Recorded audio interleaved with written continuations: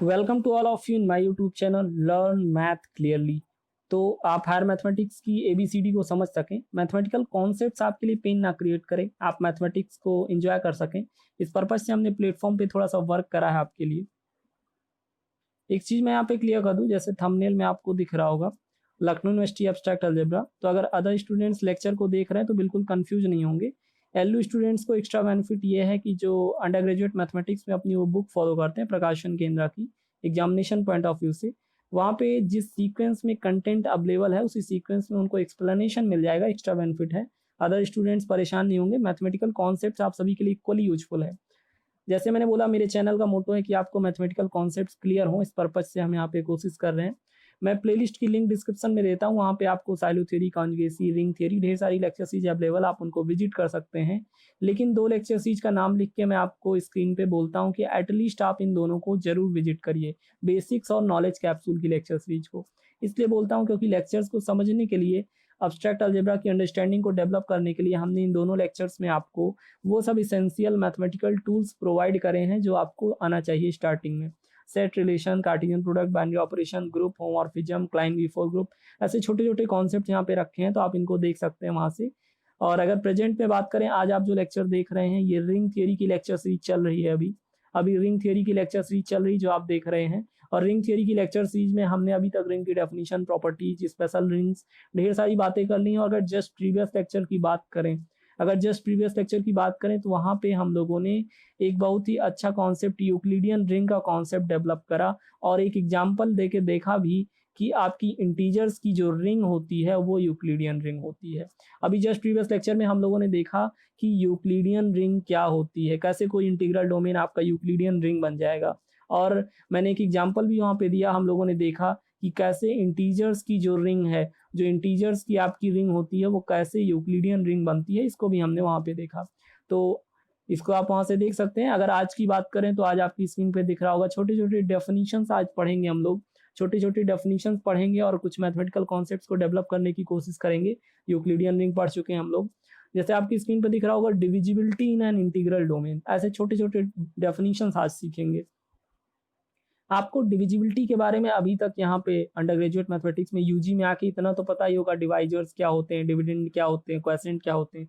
अब देखिए, बस हायर मैथमेटिक्स में होता ये है कि आपको जनरलाइजेशन करना होता, चीज़ों को ऑब्जर्व करना होता, फंडामेंटल्स को। तो देखते हैं जो डिविजिबिलिटी की चीज़ आपको बचपन से सिखाई जाती है उसको कैसे जनरलाइज करके पढ़ सकते हैं। देखिए, किसी भी इंटीग्रल डोमेन के बारे में बताने की तो कोई ज़रूरत नहीं ना, फिर भी मैं जल्दी से रिपीट कर दूं आपको, मैं हर लेक्चर में बताता हूं कि अगर आर कोई नॉन एम्प्टी सेट है, एडिशन, मल्टीप्लिकेशन, 2 बाइनरी ऑपरेशन है, तो ये आपका अलजेब्राइक स्ट्रक्चर होता है। A non empty set along with the 2 binary operations is called algebraic structure, वो आपका अलजेब्राइक स्ट्रक्चर कहा जाता है। लेकिन अगर यही अलजेब्राइक स्ट्रक्चर मेरी 3 बातों को फुलफिल करे तो रिंग बन जाएगा। पहली बात, R under addition abelian group हो, R under multiplication semi group हो और डिस्ट्रीब्यूटिव लार्ज होल्ड हो। अगर ये तीनों बातें फुलफिल हो रही हैं तो ये अलजेब्राइक स्ट्रक्चर आपका रिंग बन जाता है। क्या बन जाता है? रिंग बन जाता है। और अगर आपकी कोई रिंग कुछ स्पेशल प्रॉपर्टीज को कंटेन करे, और अगर मैं उन प्रॉपर्टीज का नाम लूं, तो a commutative ring with unity having no zero divisors is called integral domain. ये डेफिनेशन होती है इंटीग्रल डोमेन की। मैंने इंटीग्रल डोमेन के लिए अलग से लेक्चर बनाया, प्लेलिस्ट में जाइए, लिंक मैंने डिस्क्रिप्शन में दिया है, वहां से आप इंटीग्रल डोमेन ढूंढ सकते हैं। तो इंटीग्रल डोमेन एक ऐसी रिंग होती है जो कम्यूटेटिव रिंग हो with unity having no zero divisors. Integral domain एक स्पेशल रिंग होती है। अब इंटीग्रल डोमेन के अंदर डिविजिबिलिटी को कैसे डिस्कस करेंगे, इंटीग्रल डोमेन के अंदर एलिमेंट्स हैं, वो एलिमेंट्स एक दूसरे के डिवाइजर्स कैसे बनेंगे, एक दूसरे को डिवाइड कब करेंगे, इसका ऑन द पेपर एल्गोरिदम क्या, कैसे लिख सकते हैं, कैसे डिफाइन कर सकते हैं। तो देखिए, let a non zero, zero not equal to a बोले तो इसका मतलब है आपको बोला जा रहा है कि नॉन जीरो एलिमेंट लेना है। Let non zero element a is an element of the commutative ring R with unity having no zero divisor। मतलब आपको इशारा करा जा रहा है इंटीग्रल डोमेन की तरफ। तो अगर इंटीग्रल डोमेन से आप कोई नॉन जीरो एलिमेंट ए लेते हैं, then a is said to be divisor of b. मतलब कोई भी नॉन जीरो एलिमेंट ए आपका किसी दूसरे एलिमेंट का डिवाइजर बोला जाएगा that is a divides b. ये मैंने आपको कॉन्जुगेसी की लेक्चर सीरीज में बता रखा था कि वर्टिकल लाइन ऐसे लिखते हैं ना, ऐसे ए वर्टिकल लाइन बी, तो इसको मैथमेटिकली रीड करते हैं ए डिवाइड्स बी। अभी लैंग्वेज में लिखने में टाइम लगता है, ए डिवाइड्स बी ऐसे लिखें, तो मैथमेटिकली इसको ऐसे लिखते हैं ए वर्टिकल लाइन ड्रॉ करा बी, इसका मतलब है a divides b, a b को डिवाइड करता है। तो अगर ए कोई नॉन जीरो एलिमेंट है इंटीग्रल डोमेन का, अगर इंटीग्रल डोमेन का ए कोई नॉन जीरो एलिमेंट है तो ए डिवाइजर बन जाएगा किसी और दूसरे एलिमेंट बी का, अगर अगर वहां पे एक तीसरा एलिमेंट सी एग्जिस्ट करे इंटीग्रल डोमेन के अंदर। इफ देयर एग्जिस्ट, ये जो मैंने ये सिंबल बनाया देयर एग्जिस्ट का है, छोटे छोटे सिंबल्स को आप पकड़ेंगे मैथमेटिकली ताकि आप खुद लिख सकें चीजों को। If there exist c belongs to R, मतलब इंटीग्रल डोमेन में कोई तीसरा एलिमेंट सी बिलोंग करे सच दैट कि b equal to a c, मतलब ए कोई नॉन जीरो एलिमेंट है, वो डिवाइजर बन जाएगा बी का डिवाइजर बन जाएगा, बी को डिवाइड करेगा। If there exist another element in the integral domain c such that b equal to a c, b को आप ए और सी के प्रोडक्ट में लिख पाए अगर, तो ए आपका बी का डिवाइजर बन जाएगा, मतलब ए बी को डिवाइड करा। यहाँ पे छोटी छोटी बातें जो ध्यान देने वाली हैं वो ये हैं कि डेफिनेशन जब डिविजिबिलिटी की बोली जा रही है तो आपसे बोला जा रहा है, यहाँ पे देखिए सबसे पहले बोला गया नॉन जीरो एलिमेंट, मतलब एक चीज तो क्लियर हो गई कि आपका डिवाइजर जीरो नहीं हो सकता है। क्यों नहीं हो सकता डिवाइजर? आपको इसलिए फंडामेंटल में डिवाइजर जीरो नहीं बोला जा रहा है, बोला जा रहा है आपसे कि डिवाइजर जीरो नहीं हो सकता। इसलिए नहीं हो सकता क्योंकि जरा आप सोचिए, ऊपर कोई एलिमेंट है, ऊपर मान लीजिए कोई भी एलिमेंट है, जीरो हो, पॉजिटिव हो, नेगेटिव हो, अगर उसको आप जीरो से डिवाइड करें, डिवाइजर अगर जीरो में थोड़ी देर के लिए आपको फ्री कर दूं कि चलिए आप जीरो ले लीजिए डिवाइजर, तो अगर आप जीरो ले लेंगे तो रिजल्ट क्या आएगा? इन्फिनिटी आएगा ना। And no one knows completely about the zero and infinity, कोई जीरो और इन्फिनिटी के बारे में कंप्लीटली नहीं जानता। तो इस मैथमेटिकल एम्बिग्यूटी को रिमूव करने के लिए डेफिनेशन में आपसे बोला जाता है कि डिवाइजर हमेशा कोई नॉन जीरो एलिमेंट लेंगे, आप डिवाइजर कोई नॉन जीरो एलिमेंट लेंगे। और वैसे भी इंटीग्रल डोमेन की ही डेफिनेशन में ये बात बोल दी जाती है कि a commutative ring with unity having no zero divisor, मतलब जीरो डिवाइजर्स की तो एंट्री है ही नहीं इंटीग्रल डोमेन में। तो इंटीग्रल डोमेन में कोई भी नॉन जीरो एलिमेंट किसी दूसरे का डिवाइजर बन जाएगा, उसको डिवाइड करने लगेगा अगर एक तीसरा एलिमेंट सी एग्जिस्ट करे सच दैट कि बी इक्वल टू ए सी लिख सके। छोटा सा एग्जांपल ले लेते हैं, इसमें कुछ ऐसा है नहीं जो एक्सप्लेन करा जाए, फिर भी एक एग्जांपल ले लें। अगर मान लीजिए थ्री कोई नॉन जीरो एलिमेंट है ना, थ्री आपका नॉन जीरो एलिमेंट है और ये इंटीजर्स के इंटीग्रल डोमेन को बिलोंग कर रहा है, इंटीजर्स वाली रिंग के इंटीग्रल डोमेन को बिलोंग कर रहा है। अब अभी आपका थ्री आपका देखिए सिक्स को डिवाइड करेगा, थ्री आपका सिक्स को डिवाइड करेगा ना, तो सिक्स को डिवाइड करेगा तो इसके लिए एक ऐसा नंबर सी एग्जिस्ट करना चाहिए जिसके प्रोडक्ट में मैं थ्री इंटू क्या कर दूं, थ्री का किससे प्रोडक्ट कर दूं कि सिक्स आ जाए, टू, यानी कि थ्री सिक्स को डिवाइड करेगा if there exist another element c बोले तो टू, अगर कोई एलिमेंट टू एग्जिस्ट कर जाए सिक्स के लिए जिसका प्रोडक्ट थ्री टू जा सिक्स आ जाए, तो ऐसे कह सकते हैं थ्री सिक्स को डिवाइड कर रहा है। छोटा सा कॉन्सेप्ट है, ध्यान देने वाली बात जो थी मैंने आपको बता दिया, जीरो डिवाइजर नहीं लेना है। और अगर आपको डिविजिबिलिटी कहीं किसी प्रूफ में यूज करनी है, कहीं आपको divisibility on the paper mathematical algorithm में यूज करनी है, तो आप इस बात को यूज करेंगे कि अगर ए डिवाइड कर रहा है बी को, तो इसका मतलब ये है कि बी को आप ए के प्रोडक्ट में लिख सकते हैं। अगर ए बी का डिवाइजर है तो बी को आप ए के प्रोडक्ट में लिख सकते हैं। इतनी सी बात आपको यूज करनी है आगे अगर कहीं डिविजिबिलिटी का कॉन्सेप्ट यूज हो रहा है। जरा एक छोटा सा और कॉन्सेप्ट पढ़ लेते हैं, यूनिट एलिमेंट्स क्या होते हैं। अभी रिंग के अंदर तो ढेर सारे यूनिट एलिमेंट्स की बात कर सकते हैं। देखिए रिंग में ये नॉन एम्प्टी सेट आर है, एडिशन मल्टीप्लिकेशन दो बाइनरी ऑपरेशन है।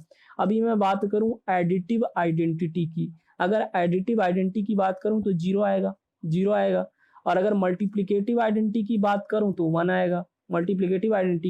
तो वन आएगा। अभी ज्यादातर मोस्ट ऑफ द स्टूडेंट्स यही जानते हैं, ज्यादातर लोगों के दिमाग में यही होता है, यूनिट एलिमेंट बोला गया तो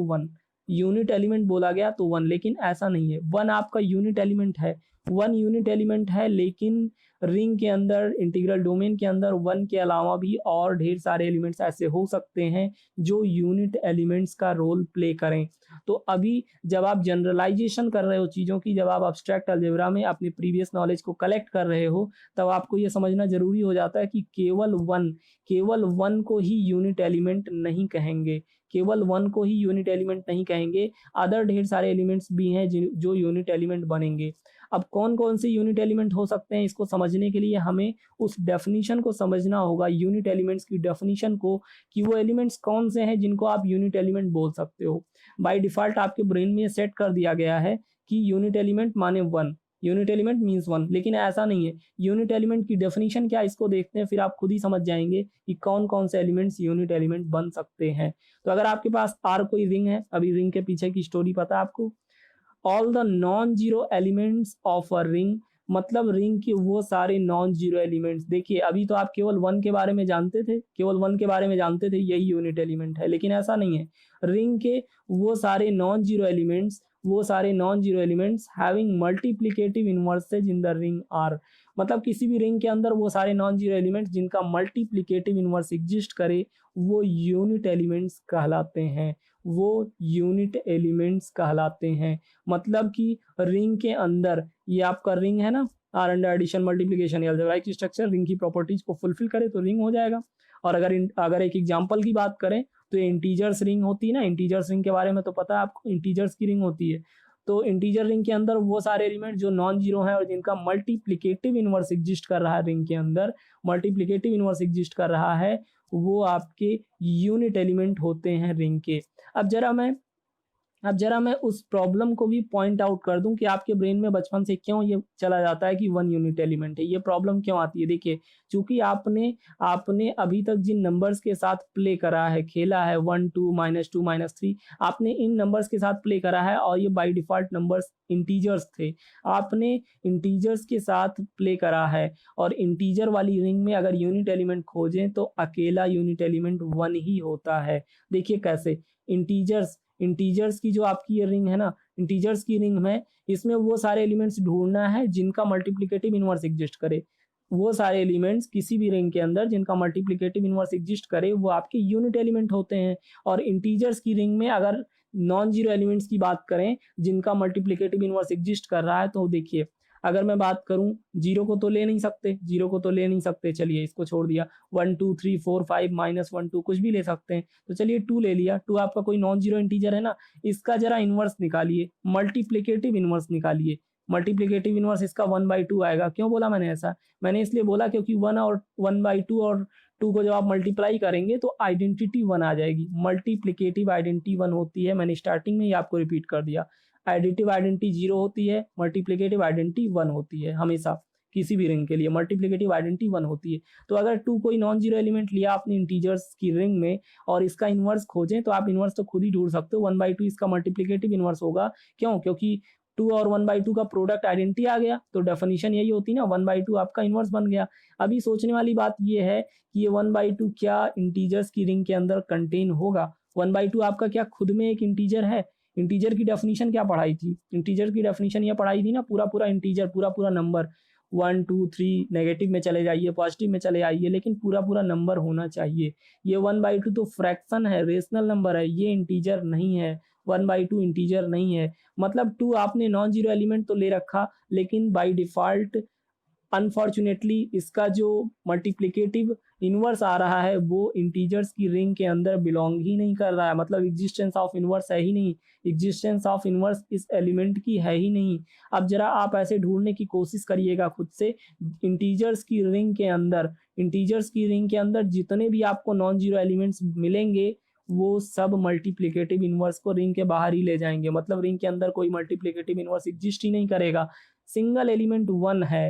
1 एक ऐसा एलिमेंट है जो कि नॉन जीरो भी है और इसका मल्टीप्लिकेटिव इनवर्स खुद 1 ही होता है, जो कि इंटीजर्स की रिंग को बिलोंग करता है। इसीलिए बचपन से आपके अंदर ये चीज आ जाती है कि यूनिट एलिमेंट बोला जाए तो 1, यूनिट एलिमेंट बोला जाए तो 1। इसका मतलब ये है कि आपने इंटीजर्स के साथ प्ले करा है। इंटीजर्स की रिंग के अंदर एक ही ऐसा एलिमेंट होता है जो नॉन जीरो है और उसका मल्टीप्लिकेटिव इनवर्स रिंग के अंदर एग्जिस्ट करे, वो 1 है आपका। अच्छा, एक अल्टरनेट डेफिनेशन भी दी जाती है। यूक्लिडियन रिंग जिन्होंने पढ़ा होगा, समझा होगा, उनके लिए एक डेफिनेशन अल्टरनेट दी जाती है कि अगर आपको, चलिए इतनी सारी डेफिनेशन नहीं याद होती, कोई बात नहीं है, रिंग के अंदर का कोई भी एलिमेंट आपका यूनिट एलिमेंट हो जाएगा अगर उसकी डी वैल्यू बोले तो डिस्टेंस वैल्यू, या फिर उसकी एब्सोल्यूट वैल्यू 1 के इक्वल आ जाए। डी वैल्यू ऑफ 1 के इक्वल आ जाए, मतलब कि कहने का ये है कि अगर किसी भी एलिमेंट रिंग के किसी भी एलिमेंट की डी वैल्यू यानी कि उसकी एब्सोल्यूट वैल्यू 1 के डी वैल्यू के इक्वल चली जाए तो वो एलिमेंट आपका यूनिट एलिमेंट हो जाता है। हालांकि ये डेफिनेशन उन्हीं को समझ में आएगी जिनको यूक्लिडियन रिंग पता है। तो यूक्लिडियन रिंग पता है तो आप खुद इसको फील कर सकते हैं। जो ऊपर वाली डेफिनेशन है ज़्यादा हेल्पफुल है। यूनिट एलिमेंट अब ये मत सोचिएगा केवल 1 ही होता है। इंटीजर्स की रिंग के अंदर यूनिट एलिमेंट केवल 1 होता है। अदर रिंग्स के अंदर यूनिट एलिमेंट अलग-अलग हो सकते हैं। डेफिनेशन ये है यूनिट एलिमेंट की कि वो सारे एलिमेंट्स रिंग के यूनिट एलिमेंट बोले जाएंगे। All the non zero elements of a ring having multiplicative inverses in the ring are said to be unit elements. Ring के अंदर के वो सारे नॉन जीरो एलिमेंट्स जिनका मल्टीप्लिकेटिव इनवर्स एग्जिस्ट करे रिंग के अंदर वो यूनिट एलिमेंट्स कहे जाते हैं। और इंटीजर्स की रिंग के अंदर तो एक ही यूनिट एलिमेंट होता है, कौन? 1 ठीक है।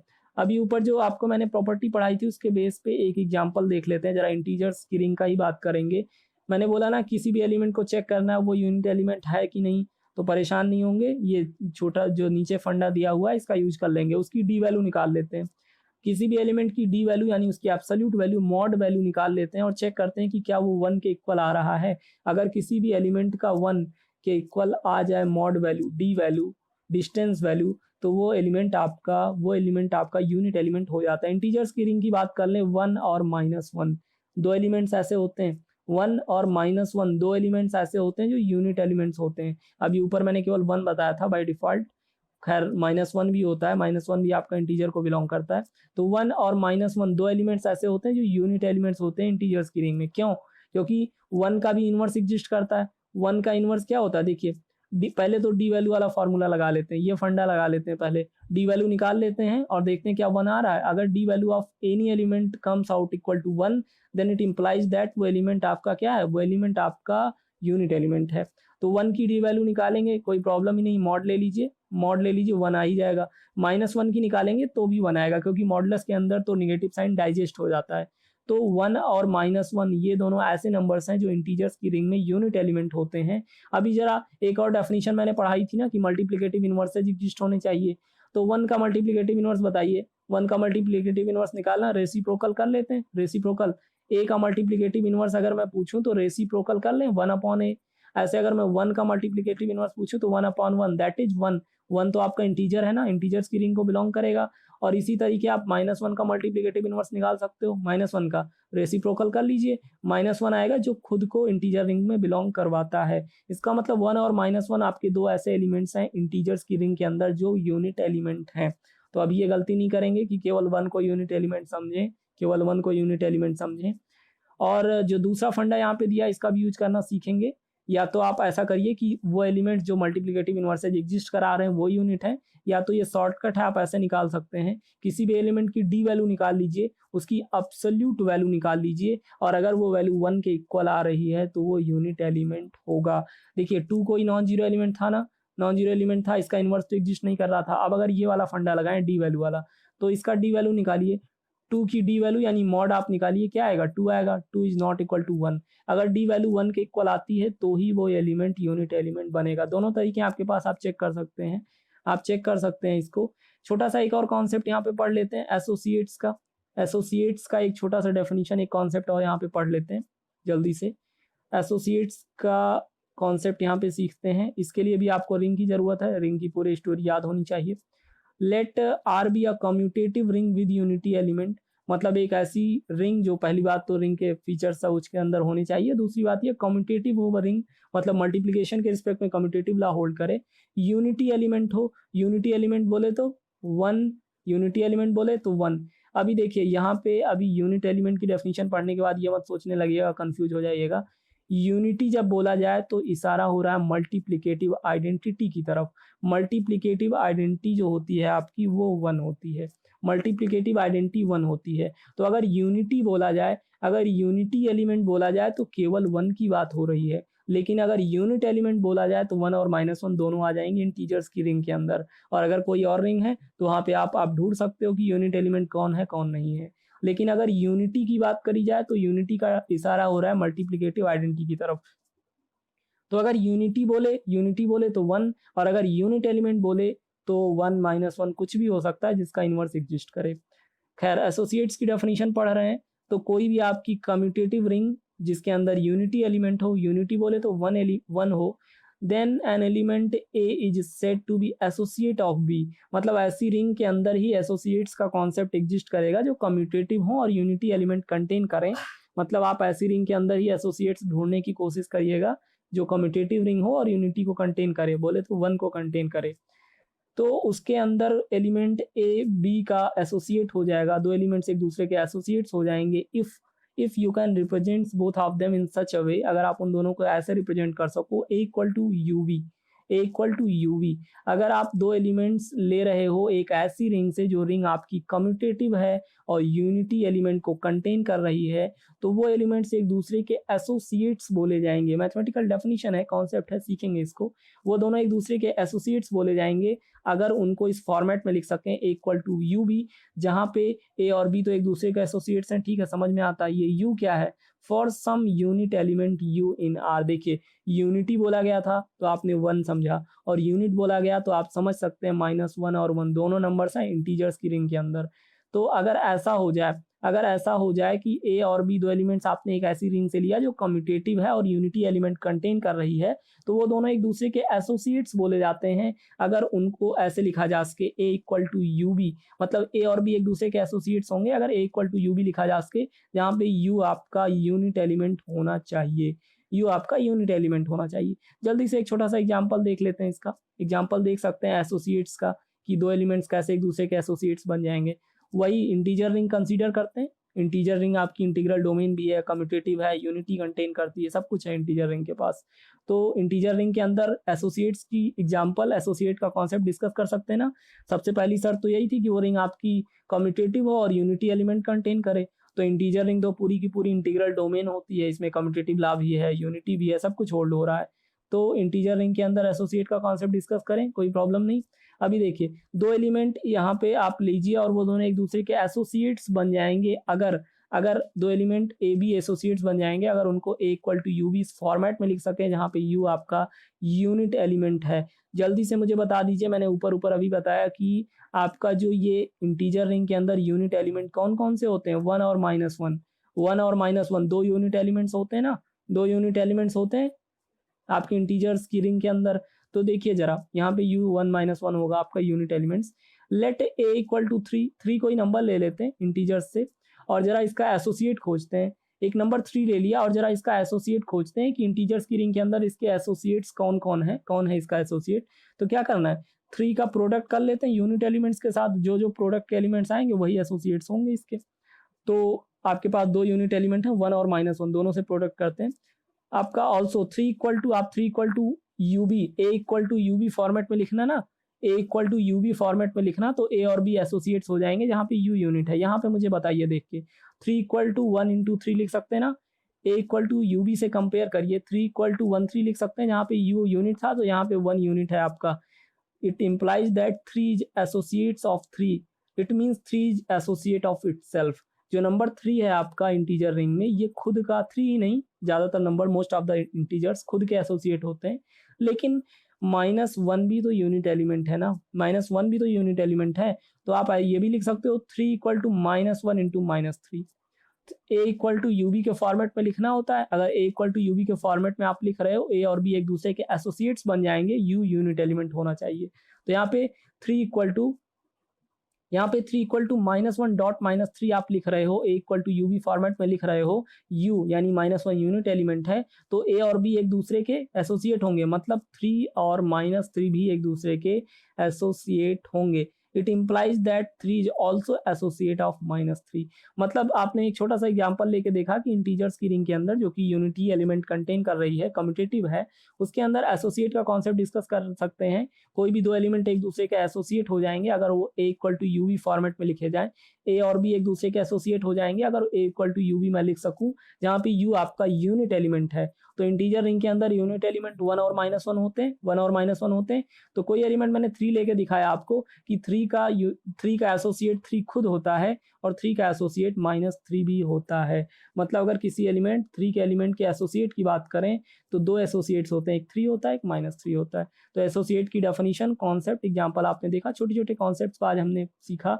मिलते हैं नेक्स्ट लेक्चर में कुछ अदर कॉन्सेप्ट्स के साथ, तब तक के लिए आप मैथमेटिक्स को एन्जॉय करेंगे। जो मैंने पढ़ा है उसको रिवाइज़ करने की कोशिश करें। मिलते हैं नेक्स्ट लेक्चर में।